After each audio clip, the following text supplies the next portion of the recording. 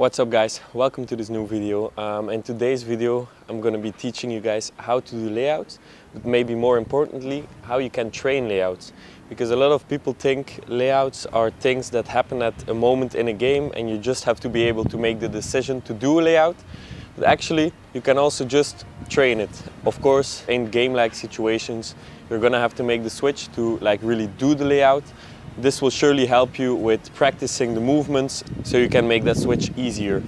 In my opinion, if you're in offense, it just gives you a little extra reach. If the disc is a little too far, you can still go get it. And in defense, it just gives you the ability to make plays come closer to the disc than you could have done without doing a layout.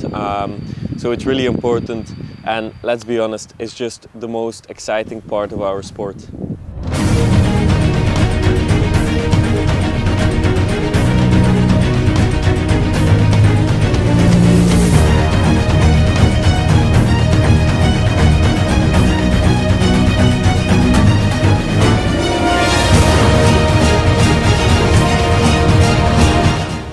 We'll start off right away with the first exercise on how to do a layout.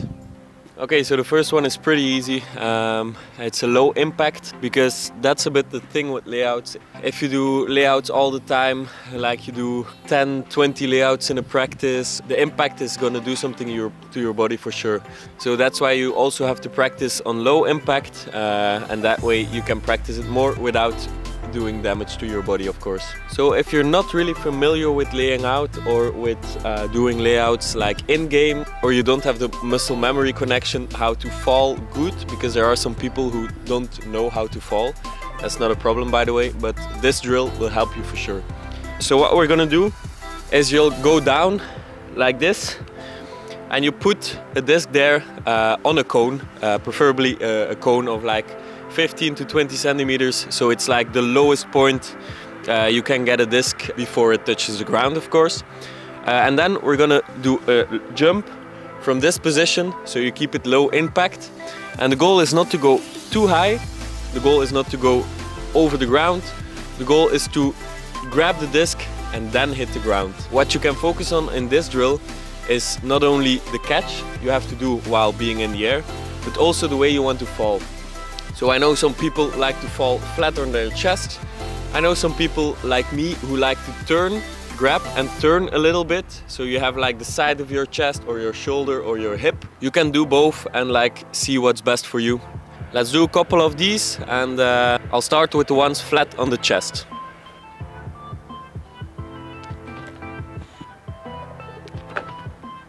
If you get used to the movement a little bit, you can go back a little more and make it a little more challenging for yourself.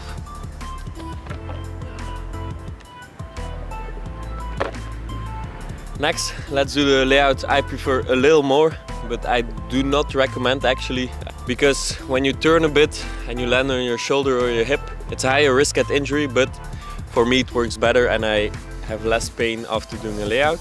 So let's do a couple with the turn.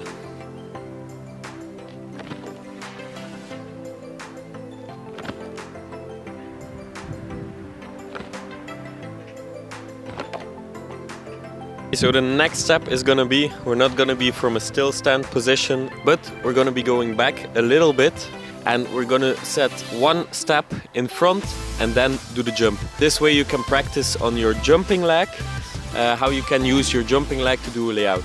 So of course, very rarely do I lay out from 2 feet. So I almost never jump from 2 feet when I do a layout. So what I do mostly is in full sprint, and then I put my last step, and this is also my jumping leg, and then I start for the layout.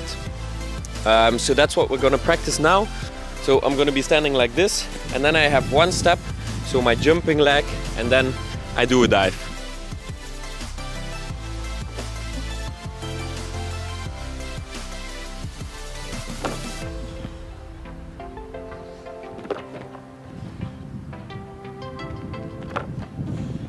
Okay, so now that we did that, we're gonna do the same, but with a little more speed, because of course you want to be able to do your layouts at full speed.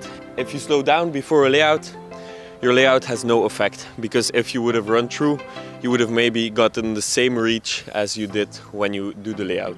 I'm gonna place the cone a bit more over here so you can see it fully, and then we'll not do one step and layout, but we'll do 1, 2, 3, and on the third step we'll do our layout.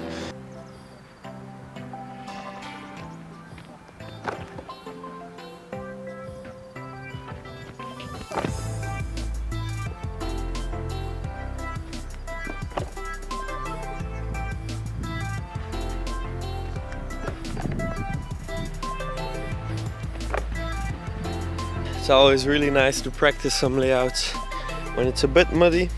Your mom will like the laundry when you get home. Okay, so that was pretty fun, but of course it's not a flying disc yet. The last drill we're gonna do today, and also my personal favorite to train layouts, is the following. You jog a bit backwards, and while jogging you throw the disc like this, and the moment you release it you can turn and you see the disc who's flying in front of you, and then you have to perform a layout on this disc. What this does is a bit of the combination of a defensive layout and of an offensive layout, because you have to react very fast, which is the defensive layout part, and in the offensive layout part the disc is going in the same direction as you're running. If you're in defense, the disc will mostly come towards you when you do a layout. Let's do the exercise.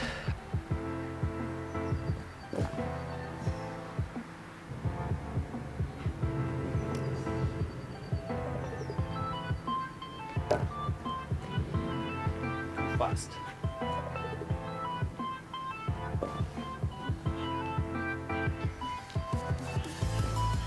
Another variation you can of course do is a bit of the same, but instead of running backwards you just run in front, you give a little pause and then you do the layout, which makes it easier to anticipate and also easier to time your layout, of course.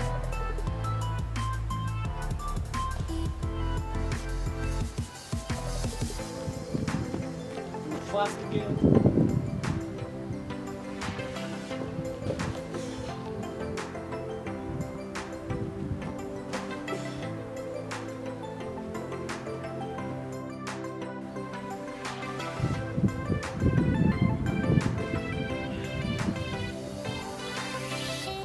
So that was it for the layout video and for the layout practice, of course. Also, this is the result.